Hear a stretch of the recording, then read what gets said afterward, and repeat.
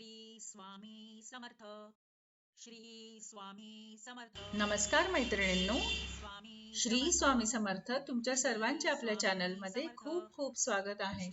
तुमच्या सर्वांच्या सर्व चांगल्या मनोकामना पूर्ण होत हीच मी महाराजांच्या चरणी प्रार्थना करते आणि आजच्या आपल्या नवीन व्हिडिओला सुरुवात करते. आजच्या आपल्या नवीन व्हिडिओचा विषय असा आहे की श्री विष्णू सहस्त्रनाम हे किती अद्भुत आणि दिव्य स्तोत्र आहे की ज्याच्या वाचनामुळे आपल्याला व्यक्तीला सर्व म्हणजे यश, कीर्ती, वैभव, ऐश्वर्य, पित्रांना सद्गती लाभते. यासाठी हे विष्णू सहस्त्रनाम स्तोत्र वाचायचे असते. पण हे सर्व रोज आपल्या वेळेचा अभाव म्हणो किंवा कामाचा लोड असो, त्यासाठी रोज एवढं वाचणं आपल्याला शक्य होत नाही. आणि त्यासाठीच मी तुम्हाला अगदी 1 मिनिटाच्या आतमध्ये आपल्याला एक अशा प्रकारचे स्तोत्र वाचून पूर्ण विष्णू सहस्त्रनामाचे फळ कसे भेटणार आहे हेच आज आपण जाणून घेणार आहोत. श्री विष्णू सहस्त्रनाम स्तोत्र हे जवळपास गेली 5,500 वर्षे लाखो भक्तांकडून मनोभावे म्हटले जात आहे. आणि आजपर्यंत सर्व भक्तांकडून या स्तोत्राची कितीतरी आवर्तने झाली असतील याची गणनाच आपण करू शकत नाही. आणि एवढी आवर्तने झाल्यामुळे हे स्तोत्र अलौकिक प्रभावी ठरलेले आहे. श्री विष्णू सहस्त्र नामावली पठणाचा महिमा आणि चमत्कार किती मोठा आहे आणि हा अनुभव एका ताईला जो आलेला आहे तो मी तुमच्या सोबत इथे शेअर करत आहे.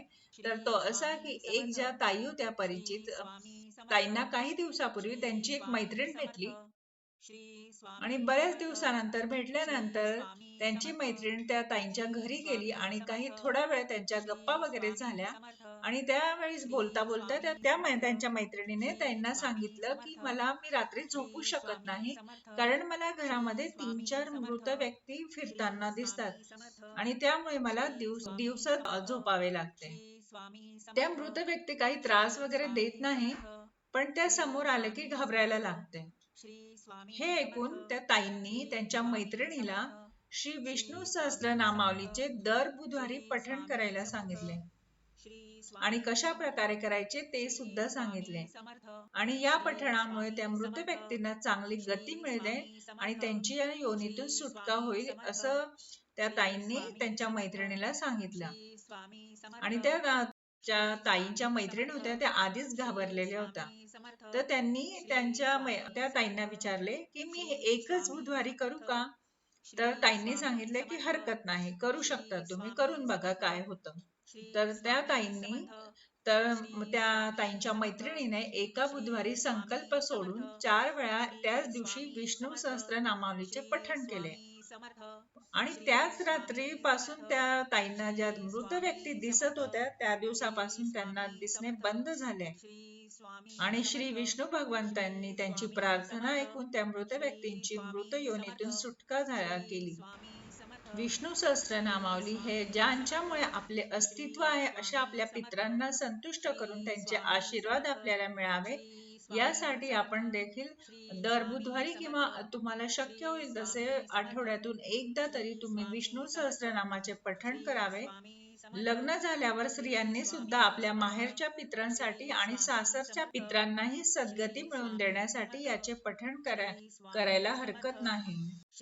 आणि विष्णू सहस्त्रनामाचे पाठ केल्याने व्यक्तीला यश, सुख, ऐश्वर्य, संपन्नता, आरोग्य, सौभाग्य प्राप्त होत असते आणि त्याचबरोबर ज्याही आपल्या मनोकामना असतात त्या पूर्ण होत असतात. रोज तुम्हाला शक्य नसेल किंवा आठवड्यातूनही एकदा वाचायला शक्य नसेल तर आपण इथे तुम्हाला मी एक जो मंत्र सांगत आहे तो तुम्ही फक्त एकदा बोलून घ्यायचा आहे, तरी तुम्हाला विष्णू सहस्त्रनामाचे पूर्ण फळ भेटेल. अगदी लहानसा मंत्र आहे. हा मंत्र अशा प्रकारे आहे: राम रामेति रामेति रमे रामे मनोरमे सहस्रनाम तत्तुल्यम राम नाम वरानने. पुन्हा एकदा सांगते: राम रामेति रामेति रमे रामे मनोरमे सहस्रनाम तत्तुल्यम राम नाम वरानने. हा मंत्र तुम्हाला बोलायचा आहे. हा अगदी 1 मिनिटाच्या आत हा बोलून होतो आणि एवढा बोलल्यावर देखील तुम्हाला पूर्ण विष्णू सहस्त्रनाम पठणाचे फळ मिळेल. नक्की याचा उपयोग करा आणि याचा उपयोग करून तुम्हाला काय अनुभव आले ते मला कमेंटद्वारे कळवा. अशा प्रकारे हा मंत्र बोलून तुम्ही रोज विष्णू सहस्त्रनाम पठणाचा पूर्ण फळ मिळवू शकतात. अगदी लहानशा माहितीसोबत आजचा व्हिडिओ इथंच थांबवते. झालेली सेवा महाराजांच्या चरणी रुजू करते. आय होप आजचा व्हिडिओ तुम्हाला आवडला असेल तर सगळ्यांना शेअर करा. चॅनलला लाईक आणि सबस्क्राईब करायला विसरू नका. पुन्हा भेटूया अशा छानशा नवीन माहिती सोबत, व्हिडिओ सोबत. तोपर्यंत सर्वांना बाय आणि श्री स्वामी समर्थ.